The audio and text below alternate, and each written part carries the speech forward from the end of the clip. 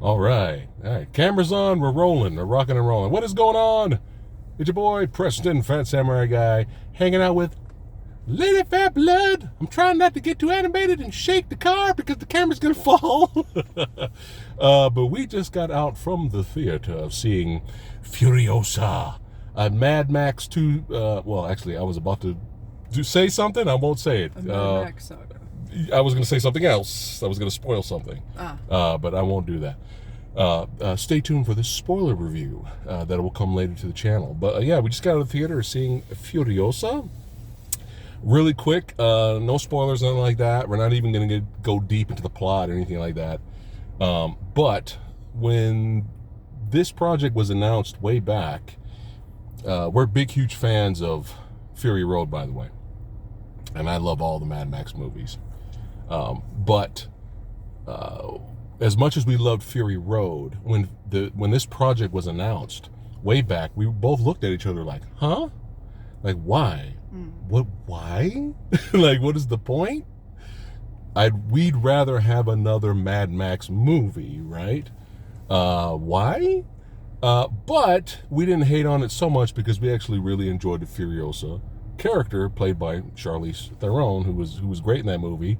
And let's be honest, her character kind of stole that movie. As much as we love Mad Max, as much as we love Tom Hardy, she kind of stole that movie. But we enjoyed the movie so much. Rewatching it recently, they both played off of each other very well. And we loved how over time they ended up, she saved his life, he ended up saving her life. Then they kind of bonded, but not no bullshit lovey-dovey fucking Lifetime channel shit. It was a mutual respect that they had for each other. So we really liked the character of Furiosa. So we're like, okay, well, at least we like the character. And then, of course, Anya was announced, casted as the character, and we like Anya as an actress. We were kind of like, we were kind of like, why couldn't Charlize just play her part? But it's a prequel, I get it. But we're like, let's see what happens here. She didn't see anything on the movie. You went into this blind, pretty much. Yeah, the only thing I saw were little TV spots here and there. I didn't even see a TV spot. Anytime anything came on, I would just click off it because I'm over trailers at this point. Right. But I saw obviously Hemsworth and his makeup, like a still of him, and I saw what Anya looked like as the character. So that was basically. That was it. And reading a quick. Read through of the cast, I knew certain characters were going to be there, but that was it. Yeah, shout out to our boy Richard Norton. That's right. Yeah, you see, a lot of characters from Fury Road do show up in this. It's cool to see Nathan Jones again. I like the gentleman who played the villain on the other side. I can't remember either. Why are we having problems? I have my traditional out of the theater headache. Right. So I'm in a fog right now. Mediocre. What's his name? Immortan Joe? Yes, Immortan Joe. I thought you were talking about Hemsworth's character. No, fuck no. It's fine. Okay, yeah. Dementus. Immortan Joe. Immortan Joe. Sorry, my old age is kicking in here. Obviously, they had to get another actor to play his character because the original has died. Rest at this in point, power. Obviously. Toe Cutter's son. Right. That's right. I don't like guns, but it was. He was good. Yeah, he did good. He did a good job, and they did a good job with the voice. There were some things about his portrayal, even though obviously it's a guy in a mask. So you can do any, it could have been anybody back there, but he brought him, and the writers and the directors brought a different flavor to him in some scenes, which we can get into later. But I like what they did with his character. I like that he was, just point, there's a Immortan Joe up there. Anyway, let's get on with that movie. He's actually in the movie for a bit, and that was nice. Yeah.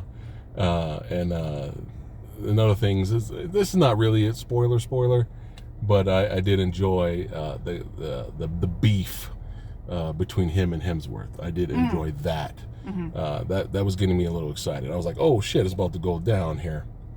But we are now coming out of the theater, obviously talking about the movie. But before we get into it, just a little bit, I did do a teaser trailer reaction, and after that, I didn't even see the other trailers after that. But I did a reaction video to the teaser, And I couldn't hold back. You know, George Miller, I love this world. I love post-apocalyptic films. I got excited. Everyone else was pointing out, oh, look at all the CGI, look at all the CGI. I didn't even notice it because I was fanboying at the time when I did the teaser trailer reaction. I was just like, oh man, I'm just so glad to be back in this world, because let's be honest, we don't really get a lot of movies like this. We don't. In the 80s, dime a dozen, son. All right? That's when the genre was strong, in the 80s. But now we have seen the film, okay? And I have thoughts. She has thoughts. Okay, now some people have said Fury Road is a masterpiece. Fury Road is style, and it's an experience, right? Furiosa is style with substance, because you actually have a story and character development. Yeah, it's true. What do you think of that? It is more like it's a Mad Max saga, and in between its runtime and the story structure. See, when you go into Fury Road, you don't really get much of a chance to blink or breathe in Mad Max Fury Road. You go in with the assumption that you know Max's character, you know the world that you're in, and you just kind of get fired out of the cannon, and then you're just left to fend for yourself in that movie, which I loved about that movie. I loved how it was frantic and hectic and chaotic. In this movie, it is Furiosa's story, from beginning to Fury Road, almost in a way. And there were some things that I was fine with, and then there were some things where I kind of wish they had left out. Okay. I can't talk about that. We'll talk about that in spoilers. Okay. But I will say, I'm not disappointed with the film because I had no expectations of the film. But I do feel like, because this movie was much more grand in scope in a lot of ways, because you see certain places that they mention in Fury Road, but you didn't get to see them. They only mentioned them in Fury Road, and now you actually get to see them here, which I like that, because like you were saying, we want to expand on the world. But when we rewatched Fury Road just a couple weeks ago, and unfortunately 4K did not do that movie any favors, because when we saw Fury Road in the theater, you saw the stunts on screen, you saw the vehicles, and you knew that there was CGI enhancement, and then there was CGI in there. But you saw, when it was real, you saw that it was real, for the most part. The 4K presentation of that movie made everything look fake. It made everything look cheap and awful, and it was real disappointment for me to go back and watch that movie on 4K that I loved so much for the stunt work and all that. This movie is going to look like trash on 4K. This movie already does not look that great in the theater. It's because it's so CGI heavy. And they relied so much on it, which again, I understand why they had to, but you had moments where there was fire on screen and it looked like we were back in 1999. It was not good. Very rough. Artificial. It was very rough. Because I didn't read, we didn't watch any reviews, obviously. We wanted our own opinion. But I did see a few comments saying, dude, there's way too much CGI and green screen in this movie. But but Fury Road didn't have any of that. Actually, that's kind of bullshit. Fury Road had CGI enhanced stuff. Unfortunately, you could say Fury Road just looks Fury Road on 4K looks just as fake as this movie now. And like unfortunately. So if you're gonna watch Fury Road moving forward, just watch Fury Road on Blu-ray. And if this movie looks the way it looks in the theater, I don't even want to see it on 4K. We might just buy the Blu-ray version. It's going to be so distracting. And we'll have to wait for reviews. That's one of the charms. We also went back and we watched the trilogy before. And I made it halfway through too, and unfortunately I was not feeling well and I had to go to bed. But I rewatched the first one and a lot of the second one. And that's the charm about those movies. Even 3, God help me. Even 3, that's the charm about those movies, is that it was back when movies had to make things. They had to make, even if you're in the middle of a wasteland, you make the sets and you make the costumes and you make everything feel dirty and grungy and post-apocalyptic in some ways, even though it's not. But it, you know what I mean? Post-civilization, post-current civilization, you could say. And everything felt gritty and real and stinky and sweaty and bloody and grimy, and you could smell gasoline. You got that feeling from those movies, and to a degree, you got it from Fury Road. Right. This one, it's very modern. It's very modern. It's very modern. For better in or the for way worse. They made it. And I get it why they had to, because again, we expanded. Right. And, you know. Yeah. And you could say, you know, George Miller is a master. You could say that this was an artistic choice. And he wanted to make it not really realistic looking. He kind of wanted this version of Mad Max films to be maybe surreal. You know, like it's not, you know, not really grounded in reality that much. Like the world is surreal, the backgrounds, you know what I mean? Like maybe that's what he's going for. I don't know. Yeah. I would buy his version of that more than the people that said that shit about the Flash movie. Oh, yeah. It was an artistic choice to make everybody look like shit at the end of the movie. It wasn't just the name of the movie. I know, I'm just saying, yeah. The whole, oh, God. Yeah, that's another discussion. Even though we did have fun with that movie in a good, bad way. Yeah. So, giving you guys a heads up, this is slow burn. Okay? Like, this is not what she just said. This movie, Furiosa, it takes a while to get things going. You get a nice little suspenseful action set piece, chase in the beginning. And then you find out, you know, Furiosa as a young girl gets taken. Again, we won't go into spoilers, but she gets taken, and then the story continues. She grows up, and then it's revenge time, right? But the first big action set piece, I checked my phone, and the movie was slated to start at 12, right? What, 20, 30 minutes of trailers? Probably 20. 20 minutes of trailers, right? Right. When the first big, that I consider big action set piece happened around 1:31 or 1:20. 1:25. Okay, so that's a little... When I actually finally checked my phone during the action set piece, it was like 1:31. So it's going to take a while. An hour or so in. About an hour or so in. You know, I'm not talking about little skirmishes here and there. I'm talking about, okay, boom, this is our first, you know, then we have the Furiosa reveal and all that kind of stuff. That action set piece was very well done. I enjoyed it. But it's something we've seen before already. Okay? It's still good. You know, hats off to all the stuntmen. They're all legends. They're all badasses. It's very entertaining. It wasn't really until the second big set piece that I was like, all right, I am in now. I can actually feel suspense. There was stakes. I sat up a little bit in my chair. I'm like, okay. Again, I can't talk about what happens, but even some of the action leading up to the chase and all that felt grounded. Guy on the ground with the rifle taking dudes out, outnumbered, right? And I was like, okay, let's see what happens here. That's when I really was paying attention. So the second one, I was like, okay, this is really good, and that's my favorite action set piece of the film. Another warning. There's no big action finale in the tradition that every single Mad Max movie, not so much the first, but every single Mad Max movie has a big action finale. This does not have that, so you might be disappointed in that. There's a hint that a war went down. You don't see any of it. You see a little tiny montage of it. That might be disappointing to some of you. All right, they mention this war. You don't really see it, and then the movie kind of ends.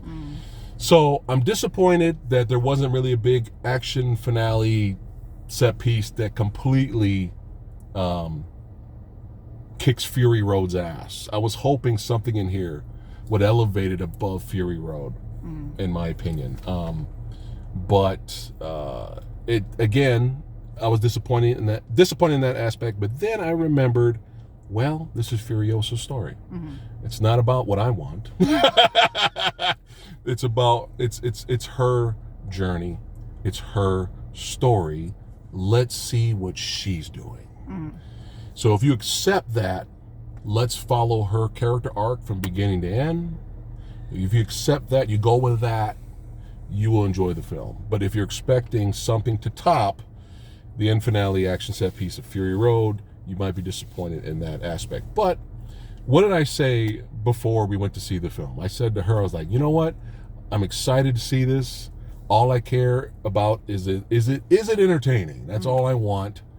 I looked at this as a fun bonus side movie, right? Nice little fun bonus side movie in the Mad Max franchise. When the movie ended, what did I say to you? That was fun? No, I said that. Yeah. But I when the movie was over, I turned to her and I said, that was a fun side bonus movie. Oh. I basically said the exact same thing before we saw the movie and when it ended. Yeah. That was a fun little side piece film. Yeah. You know what this movie felt like? This felt like a bit, when you back in the day, they used to have little short films with the actual movie on like a bonus feature for the DVD or Blu-ray. I felt like you bought Fury Road on Blu-ray, and then there was a special features little prequel short film called Furiosa, right? Just blew it into but it was they just big budgeted the shit out of it. Yeah, think of this and as, made it a movie, yeah, a grand film. That's what this feels like to me. Think of this as Fury Road's DLC. There you go, nailed it. There you go. It's the same. Fury Road's DLC. There you go. It's the same world, because obviously, when you go back and you watch from the first Mad Max, the first Mad Max, you still had traces of civilization in that movie. Yeah. You had police. So it's like, what are cops now in this world, in this Mad Max world? Like, if you watch the very first Mad Max and then you skip straight to just Fury Road, you're gonna be like, what happened to civilization? Like, there's nothing left. Right. But then you go into 2 and things are more crazy, things are more chaotic. You go to 3, you get the crazy wildlings, you get Tina Turner in the Thunderdome, and then you get Fury Road, and it's like, oh, okay, all hell's just broken loose. Right. So that's obviously where we still are. I don't know if they do plan on, I think Miller's writing a next one, an actual Mad Max movie. That's what I've heard. Thank God. I don't know how it could get any more crazy. I would love to see it get more crazy. Oh, it can. I would love to see it. Yeah. But at this point, this is kind of like, this is officially the world of Mad Max now. Yeah. When you look at it from the first one all the way here, it's like, oh, well, we started over there, but we're here now. And with this kind of character, the Zatoichis of the world, right? The lone wolves, the westerns out there, where you have the man with no name. Max fits all of this kind of stuff. You know what I mean? Where Mr. Rockatansky, that character fits all of those, where you can make Mad Max movies forever. All right? Following this character, coming across a brand new people that he has to not want to save, but then he does. Because he's because he's a badass with a heart of gold. And then they don't thank him. He gets no thanks, and then he walks off into the sunset, all bloodied and limping and shit, and then it's off to the next town. Yeah. You can do that with this character, so I'm really excited. I really hope they don't recast Max. I really want Tom Hardy to return. But it all depends on if this bombs. If this does not make a lot of money, there will be no other Mad Max movie, even if George Miller's writing it or not. So hopefully this does well. Or he'll have to scale it back. And you know what? That might be for the better. It might be. Yeah. Because in this case, more wasn't better, in my opinion. Right. More was not better. Yeah. More wasn't better, but I wanted more of more. But in the case of more, I wanted more like on the screen, practical, like in camera stuff. And this, I just there was one shot of a character running up, trying to scurry up a cliff or something, and it looked awful. Yeah. And I'm like, here we go. We'll be buying we'll be buying Furiosa on Blu-ray. We will not be getting it in 4K unless they tweak something where it looks okay. I don't know. There's a thing where modern films that are heavily CG, they don't look good in 4K. They haven't gotten that balance right yet. But you look at an old like Mad Max and the Mad Max and the Road Warrior in 4K. They were mind blowing, amazing. And then you go to Fury Road, and I was like, I'm so depressed. It ruined the movie for us. It did. We can never watch that movie again in 4K. It really. We have to pop in our Blu-ray. So disappointing. Well, anyway. Again, I still highly recommend you guys check it out.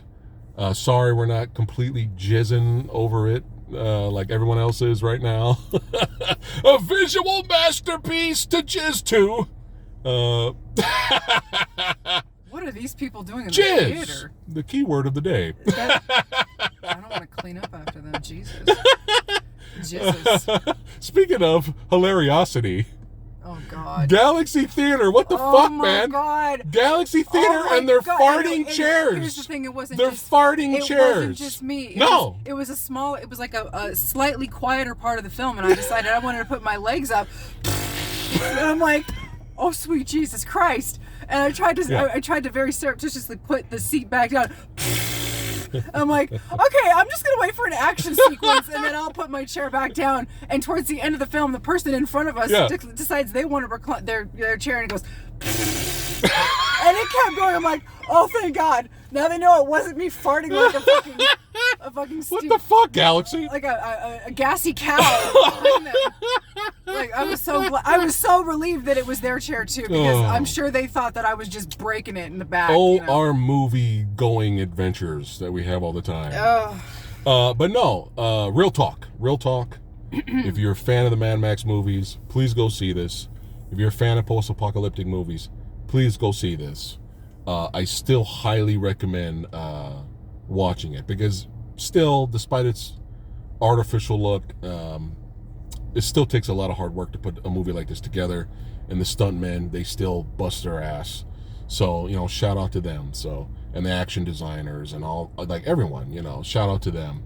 But it's not as good as Fury Road, but I kind of knew that was going to happen. I was hoping to be pleasantly surprised and be like, yo, that action finale just kicked Fury Road's ass, man. I was hoping for that, but we didn't get that. But it's all right. It's not what I want. It's follow. But it's also Furiosa's story from beginning to end, and then it leads right in to Fury Road. And again, just because there were, in this case, there are sometimes when a movie does so many things wrong, and then the artificial look, and then the story's not plugging along the way you want it to, and those little things over time really kind of eat you up, and then by the time the movie's over, you're like, I hated this.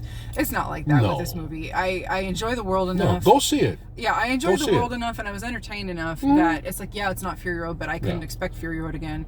And there's, the artificial stuff really irritated me, but Hemsworth was great. Yeah. Chewing the scenery, being a villain. That's what I was hoping. Yeah. I was hoping he would be that kind of character, and he was, so he was good. There were some things that I was kind of hoping that they didn't do, but they did it anyway. But at the end, when it was all said and done, I was like, well, I don't feel like I wasted my time. It was fun. Again, a nice, fun side piece. DLC.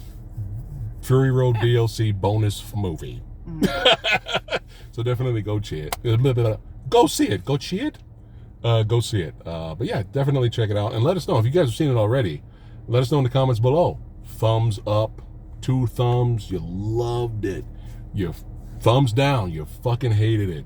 Or you're just refusing not to go see it. Or you were like, meh. You were like, it was fine. Let us know. I want to read those comments. But thank you so much, guys, for watching, liking, sharing, subscribing, all that good stuff. We really appreciate it. And stay tuned for a spoiler review that we'll do. And then right after that, baby, let's rank these some of my bitches. Okay. So right after our spoiler review of Furiosa, stay tuned. We're going to rank all of the Mad Max movies, the sagas, all of it. And you're going to be surprised which is my number 1. And it's going to differ from hers. I guarantee it. That's right. Beyond Thunderdome, baby. Number 1. No, real talk. Just wait. But yeah, we'll do that just for fun. And then, hey, on that same video, I want to see your guys' rankings too. I want to see it. But yeah, thank you so much for watching. And we'll see you guys on the next one. Ole, ole, ole, ole. No. Come on. Mad Max. Need more Tinjo. Take care, guys.